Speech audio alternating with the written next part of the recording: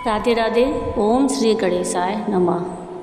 पूर्णिमा के व्रत के उपलक्ष्य में आज हम सत्यनारायण भगवान की व्रत कथा सुनेंगे। आज के इस वीडियो में हम सत्यनारायण भगवान की संपूर्ण कथा का पाठ करेंगे।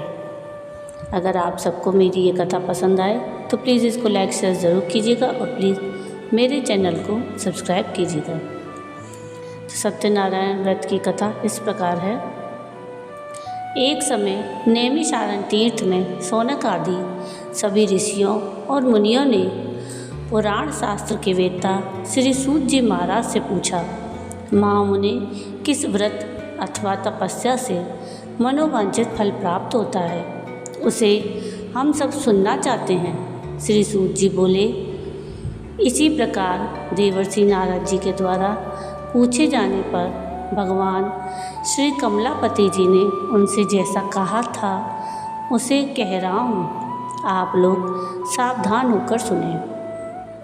एक समय योगी नारद जी लोगों के कल्याण की कामना से विविध लोकों में भ्रमण करते हुए पृथ्वी लोक में आए और यहाँ उन्होंने अपने कर्मफल अनुसार नाना योनियों में उत्पन्न सभी प्राणियों को अनेक प्रकार के क्लेश दुख भोगते हुए देखा और किस उपाय से इनके दुखों का सुनिश्चित रूप से नाश हो सकता है, ऐसा मन में विचार करके वे विष्णु लोक को गए। वहाँ 4 भुजाओं वाले शंख, चक्र, गदा, पद्म और वनमाला से विभूषित शुक्ल वर्ण भगवान श्री नारायण जी का दर्शन कर उन देवादिदेव की वे स्तुति करने लगे।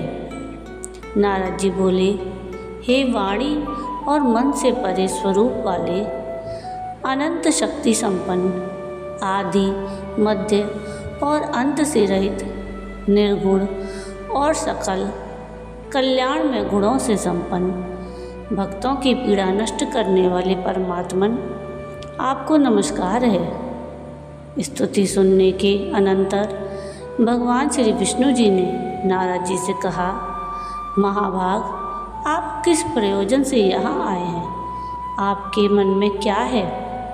नारद जी बोले, भगवान, पृथ्वी लोक में अपने पाप कर्मों के द्वारा विभिन्न योनियों में उत्पन्न सभी लोग बहुत प्रकार के क्लेशों से दुखी हो रहे हैं। हे नाथ, किस लघु उपाय से उनके कष्टों का निवारण हो सकेगा? यदि आपकी मेरे ऊपर कृपा हो तो वह सब मैं सुनना चाहता हूँ, कृपया उसे बताएं। श्री भगवान ने कहा, हे वत्स, संसार के ऊपर अनुग्रह करने की इच्छा से आपने बहुत अच्छी बात पूछी है। जिस व्रत के करने से प्राणी मोह से मुक्त हो जाता है उसे आपको बताता हूँ, सुने।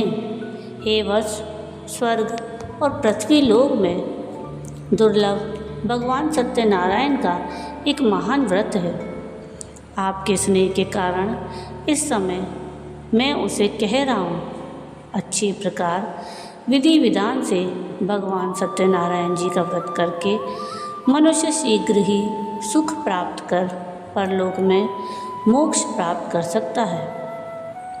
भगवान की ऐसी वाणी सुनकर नारद जी ने कहा, प्रभु, इस व्रत को करने का क्या फल है? इसका विधान क्या है? इस व्रत को किसने किया और इसे कब करना चाहिए, यह सब विस्तार पूर्वक बतलाइए। भगवान ने कहा, यह श्री सत्यनारायण जी का व्रत दुख, शोक आदि का शमन करने वाला, धन धान्य की वृद्धि करने वाला, सौभाग्य और संतान देने वाला तथा सर्वत्र विजय प्रदान करने वाला है। जिस किसी भी दिन भक्ति और श्रद्धा से समन्वित होकर मनुष्य ब्राह्मणों और बंधु बांधवों के साथ धर्म में तत्पर होकर सायंकाल में भगवान श्री सत्यनारायण जी की पूजा करे, नैवेद्य के रूप में उत्तम कोटि के भोजनीय पदार्थ को सवाया मात्रा में भक्तिपूर्वक अर्पित करना चाहिए। केले के फल, घी, दूध, गेहूं का चूर्ण, अथवा गेहूं के चूर्ण के अभाव में साठी का चूर्ण, शक्कर या गुड़, यह सब योग्य सामग्री सवाया मात्रा में एकत्र कर निवेदित करनी चाहिए। बंधु बांधवों के साथ श्री सत्यनारायण भगवान की कथा सुनकर ब्राह्मणों को भोजन कराना चाहिए। भक्तिपूर्वक प्रसाद ग्रहण करके नृत्य, गीत आदि का आयोजन करें। तदंतर भगवान सत्यनारायण का स्मरण करते हुए अपने घर को जाएं। ऐसा करने से मनुष्यों की अभिलाषा अवश्य पूर्ण होती है। विशेष रूप से कलयुग में पृथ्वी लोक में यह सबसे छोटा एवं सरल उपाय है। इति श्री स्कंद पुराणे रेवाखंडे सत्यनारायण व्रत कथा प्रथम अध्याय। श्री हरे नमः। बोलिए सत्यनारायण भगवान की जय। तो अब सुनते हैं सत्यनारायण व्रत कथा का द्वितीय अध्याय। सूत जी ने कहा, हे ऋषियों, जिन्होंने पहले समय में इस व्रत को किया है उनका इतिहास कहता हूँ, आप सब ध्यान से सुने। सुंदर काशीपुरी नगरी में एक अत्यंत निर्धन ब्राह्मण रहता था। वह ब्राह्मण भूख और प्यास से बेचैन होकर पृथ्वी पर घूमता रहता था। ब्राह्मणों से प्रेम करने वाले श्री विष्णु भगवान ने ब्राह्मण को देखकर एक दिन बूढ़े ब्राह्मण का रूप धारण कर ब्राह्मण के पास जाकर आदर के साथ पूछा, हे विप्रदेव, तुम नित्य ही दुखी होकर पृथ्वी पर क्यों घूमते हो? तब उस ब्राह्मण ने कहा, मैं भिक्षा के लिए पृथ्वी पर फिरता हूँ। हे भगवान, यदि आप इससे छुटकारा पाने का कोई उपाय जानते हो तो कृपा कर मुझे बताएं। वृद्ध ब्राह्मण का रूप धारण किए श्री विष्णु जी ने कहा, हे ब्राह्मण, श्री सत्यनारायण भगवान मनोवांछित फल देने वाले हैं, इसलिए तुम उनका पूजन करो। इससे मनुष्य सब दुखों से मुक्त हो जाता है। ब्राह्मण को व्रत का सारा विधान बताकर बूढ़े ब्राह्मण का रूप धारण करने वाले श्री विष्णु भगवान जी अंतर्ध्यान हो गए। जिस व्रत को वृद्ध ब्राह्मण ने बताया है, मैं उसको अवश्य करूँगा, यह निश्चय कर वह ब्राह्मण घर चला गया। अगले दिन वह जल्दी उठा और श्री सत्यनारायण जी का व्रत करने का निश्चय कर भिक्षा मांगने के लिए चल दिया। उस दिन उसको भिक्षा में बहुत धन मिला, जिससे उसने पूजा का सामान खरीदा और घर आकर अपने बंधु बांधवों के साथ श्री सत्यनारायण जी का व्रत किया। इसके करने से वह ब्राह्मण सब दुखों से छूटकर अनेक प्रकार की सुख संपत्तियों से युक्त हुआ। तभी से वह विप्र हर मास व्रत करने लगा।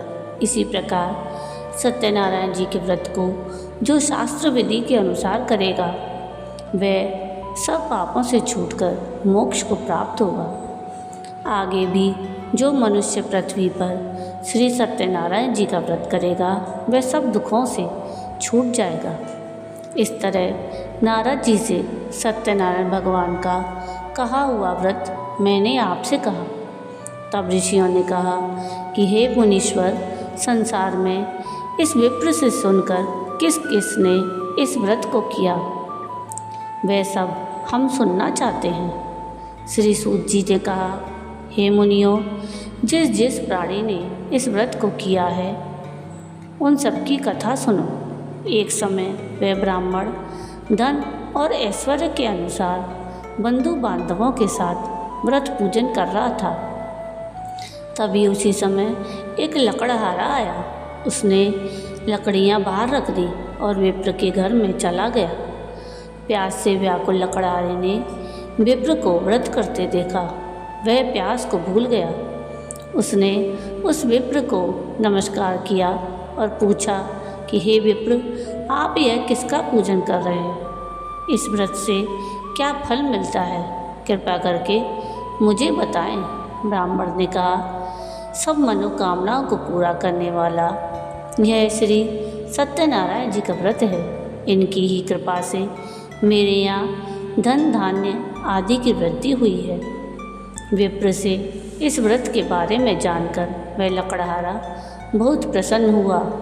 भगवान का चरणामृत ले और भोजन करने के बाद वह अपने घर को चला गया। अगले दिन लकड़हारे ने अपने मन में संकल्प किया, आज गांव में लकड़ी बेचने से जो धन मिलेगा उसी से भगवान सत्यनारायण जी का उत्तम व्रत करूँगा।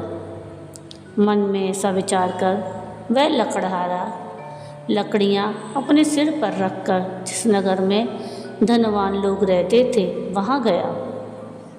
उस दिन उसे उन लकड़ियों के 100 गुने दाम मिले।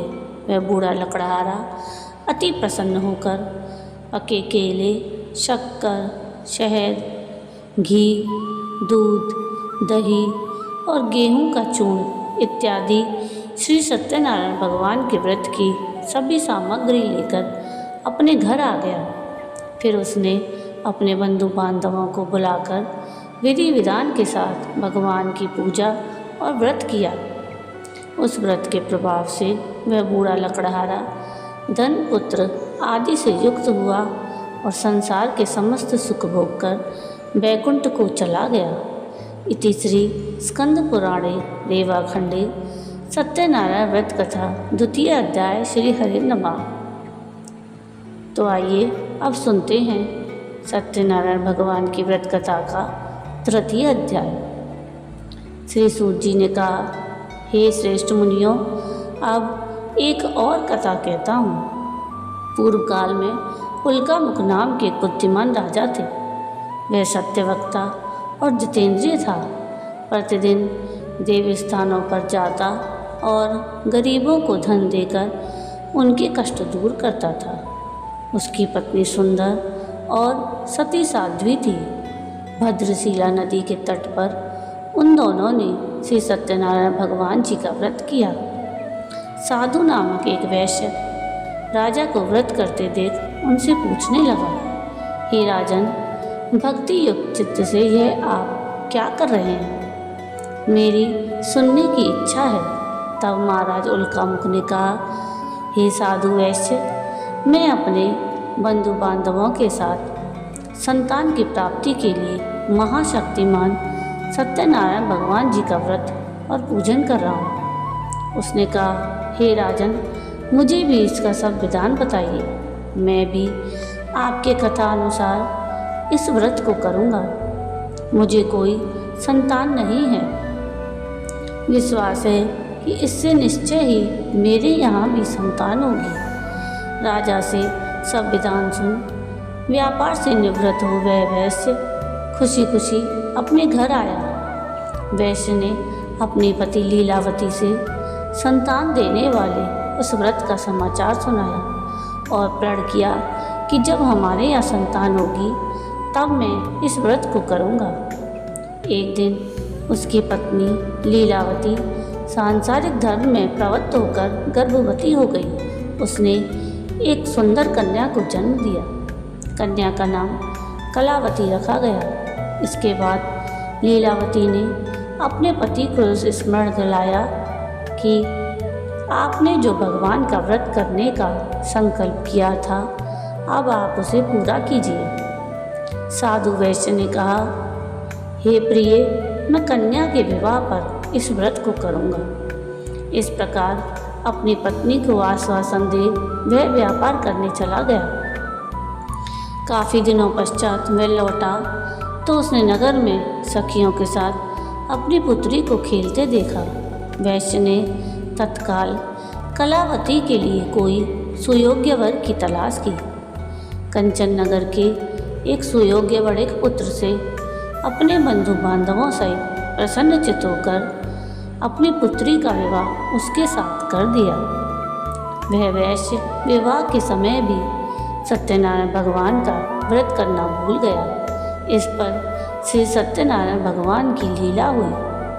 अपने कार्य में कुशल साधु नामक वैश्य अपने जमाता सहित नाव को लेकर व्यापार करने के लिए समुद्र के समीप स्थित रत्नसारपुर नगर में गया। दोनों ससुर जमाई राजा चंद्रकेतु के नगर में व्यापार करने लगे। एक दिन भगवान सत्यनारायण जी की माया से प्रेरित एक चोर राजा का धन चुराकर भागा जा रहा था। राजा के दूतों को अपने पीछे आते देखकर चोर ने घबराकर राजा के धन को उनकी नाव में रख कर भाग गया जहाँ ससुर जमाई थे। जब राजा के धन को उनकी नाव में रखा देखा तो पकड़कर राजा के समीप जाकर बोले, हम ये दो चोर पकड़कर लाए हैं, आप आज्ञा दें। राजा ने उन दोनों को कारागार में डालने की आज्ञा दे दी। इस प्रकार राजा की आज्ञा से उनको कठिन कारावास में डाल दिया गया और उनका धन भी ले लिया। सत्यनारायण भगवान की लीला के अनुसार साधु वैश्य की पत्नी लीलावती और पुत्री कलावती भी घर पर बहुत दुखी हुई। उनके घर में रखा धन चोर ले गए। एक दिन शारीरिक और मानसिक पीड़ा तथा भूख प्यास से अति दुखित हो भोजन की चिंता में कलावती एक ब्राह्मण के घर गई। उसने श्री सत्यनारायण भगवान का व्रत होते देखा। उसने कथा सुनी और प्रसाद ग्रहण कर रात को घर आई तो माता ने कलावती से पूछा, हे पुत्री, तू अब तक कहाँ थी और तेरे मन में क्या है? कलावती बोली, हे माता, मैंने श्री सत्यनारायण भगवान का व्रत होते देखा है। तब कलावती के वचन सुनकर लीलावती ने सत्यनारायण भगवान के पूजन की तैयारी की। उसने परिवार और बंधुओं सहित श्री सत्यनारायण भगवान का पूजन और व्रत किया और वर मांगा कि मेरे पति और दामाद शीघ्र ही घर लौट आएं। साथ ही प्रार्थना की कि हम सबका अपराध क्षमा करें। श्री सत्यनारायण भगवान जी इस व्रत से संतुष्ट हो गए। उन्होंने राजा चंद्रकेतु को स्वप्न में दर्शन देकर कहा, हे राजन, जिन दोनों वैश्यों को तुमने बंदी बना रखा है वे निर्दोष हैं, उन्हें प्रातः ही छोड़ देना। राजा के वचन सुनकर भगवान अंतर ध्यान हो गए। प्रातःकाल राजा चंद्रकेतु ने सभा में सबको अपना स्वप्न सुनाया और सैनिकों को आज्ञा दी कि दोनों बड़े पुत्रों को कैद से मुक्त कर सभा में लाया जाए। दोनों ने आते ही राजा को प्रणाम किया। राजा ने उनसे कहा, हे महानुभावों, तुम्हें भावीवश ऐसा कठिन दुख प्राप्त हुआ है। अब तुम्हें कोई भय नहीं है, तुम मुक्त हो। ऐसा कहकर राजा ने उनको नए नए वस्त्र आभूषण दिए और उनका जितना धन लिया था उससे दुगना धन लौटाकर आदर से विदा किया। दोनों वैश्य अपने घर को चल दिए। इति श्री स्कंद पुराणे रेवाखंडे सत्यनारायण व्रत कथा तृतीय अध्याय। श्री हरे नमः। बोले सत्यनारायण भगवान की जय। तो अब हम सत्यनारायण व्रत कथा का चतुर्थ अध्याय सुनेंगे। श्री सूत जी ने कहा, वैश्य और उसके जमाई ने मंगलाचार करके यात्रा आरंभ की और अपने नगर की ओर चल पड़े। उनके थोड़ी दूर आगे बढ़ने पर दंडी वेशधारी श्री भगवान जी ने उनसे पूछा, हे वैश्य, तेरी नाव में क्या है? अभिमानी बड़े हंसता हुआ बोला, हे दंडी, आप क्यों पूछते हैं? क्या धन लेने की इच्छा है? मेरी नाव में तो सिर्फ लता पता भरे हैं। वैश्य के ऐसे वचन सुनकर दंडी रूप में भगवान जी ने कहा, तथास्तु, तुम्हारा वचन सत्य हो। ऐसा कहकर वे वहाँ से कुछ दूर जाकर समुद्र के किनारे बैठ गए। दंडी महाराज के जाने के पश्चात वैश्य ने नित्य क्रिया से निवृत्त होने के बाद नाव को ऊंची उठी देखकर अचंभा किया और नाव में बेल पत्ते आदि देखकर मूर्छित हो जमीन पर गिर पड़ा। होश आने पर अत्यंत शोक प्रकट करने लगा। तब उसके जामाता ने कहा, आप शोक ना करें, यह दंडी महाराज का श्राप है, अतः उनकी शरण में ही चलना चाहिए, तभी हमारी मनोकामना पूरी होगी। जामाता के वचन सुनकर दोनों दंडी महाराज के पास गए और भक्ति भाव से प्रणाम करके बोले, हमने तो आपसे असत्य वचन कहे, उसके लिए क्षमा करें। ऐसा कहकर वह वैश्य रोने लगा। तब दंडी भगवान बोले, हे बड़े पुत्र, मेरी आज्ञा से तुझे बार बार दुख प्राप्त हुआ है, तू मेरी पूजा से विमुख हुआ है। तब उसने कहा, हे भगवान, आपकी माया से ब्रह्मा आदि देवता भी आपके रूप को नहीं जान पाते, तब मैं अज्ञानी भला कैसे जान सकता हूँ। आप प्रसन्न होइए, मैं अपने सामर्थ्य अनुसार आपकी पूजा करूँगा, मेरी रक्षा कीजिए और पहले के समान मेरी नौका को धन से भर दीजिए। उसके भक्ति युक्त वचन सुनकर भगवान जी प्रसन्न हो गए और उसकी इच्छा अनुसार वर देकर अंतर्ध्यान हो गए। तब ससुर और जमाता दोनों ने नाव पर आकर देखा कि नाव धन से परिपूर्ण है। फिर वे भगवान सत्यनारायण जी का पूजन कर जमाता सहित अपने नगर को चला। जब वह अपने नगर के निकट पहुंचा, तब उसने एक दूत को अपने घर भेजा। दूत ने वैश्य के घर जाकर उसकी पत्नी को नमस्कार किया और कहा, आपके पति अपने दामाद सहित इस नगर के समीप आ गए हैं। लीलावती और उसकी कन्या कलावती उस समय भगवान का पूजन कर रही थी। दूत के वचन सुनकर साधु की पत्नी ने बड़े हर्ष के साथ सत्यदेव का पूजन पूर्ण किया और अपनी पुत्री से कहा, मैं अपने पति के दर्शन को जाती हूँ, तू भी कार्य पूर्ण कर शीघ्र आना। परंतु कलावती पूजन एवं प्रसाद छोड़कर अपने पति के दर्शन के लिए चली गई, परंतु उसको पति का दर्शन प्राप्त नहीं हुआ। नौका को डूबा हुआ और कन्या को रोती हुई देख वैश्य दुखित होकर बोला, हे प्रभु, मुझसे या मेरे परिवार से जो भूल हुई है उसे क्षमा करें। उसके दीन वचन सुनकर भगवान सत्यदेव प्रसन्न हो गए।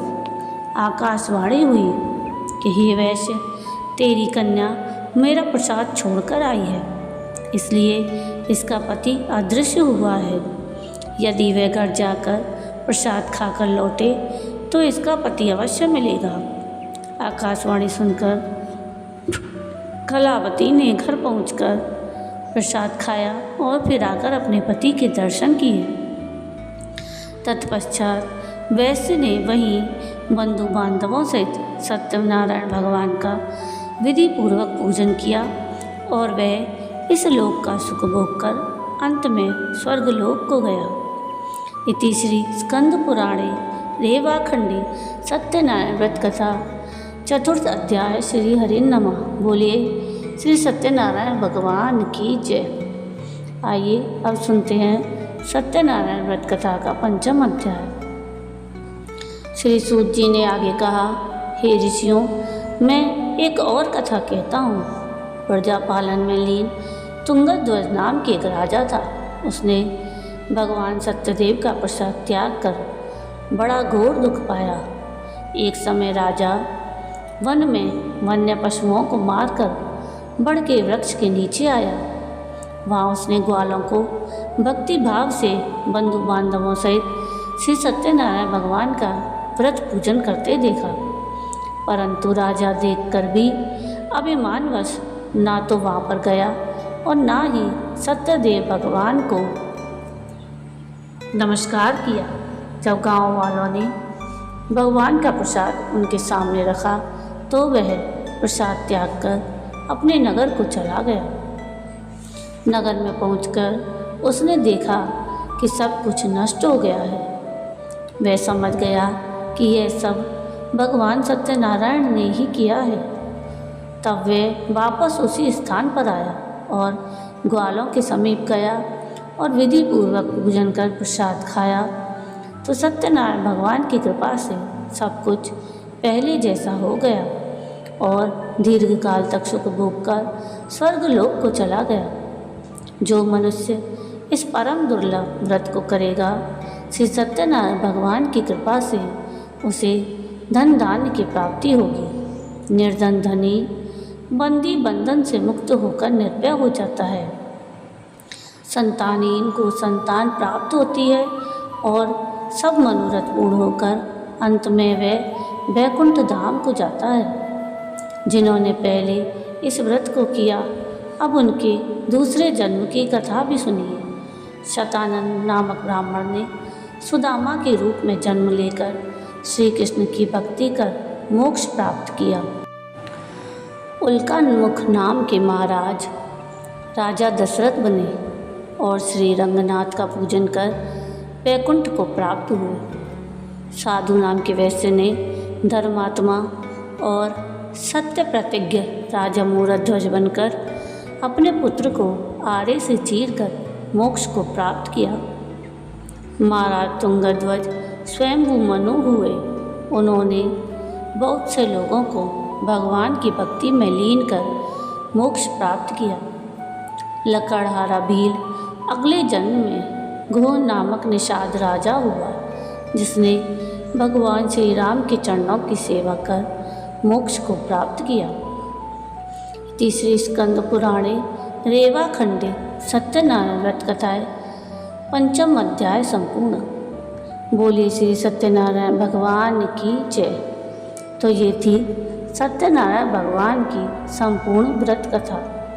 आपको ये कथा कैसी लगी मुझे कमेंट करके ज़रूर बताइएगा, और अगर आपको ये कथा पसंद आई हो तो प्लीज़ इसको लाइक शेयर ज़रूर कीजिएगा, और प्लीज़ मेरे चैनल को सब्सक्राइब कीजिएगा, और कमेंट में राधे राधे ज़रूर लिखिएगा। नीचे लिंक में आप सत्यनारायण भगवान की आरती का वीडियो भी देख सकते हैं। वीडियो पूरा देखने के लिए थैंक यू। राधे राधे।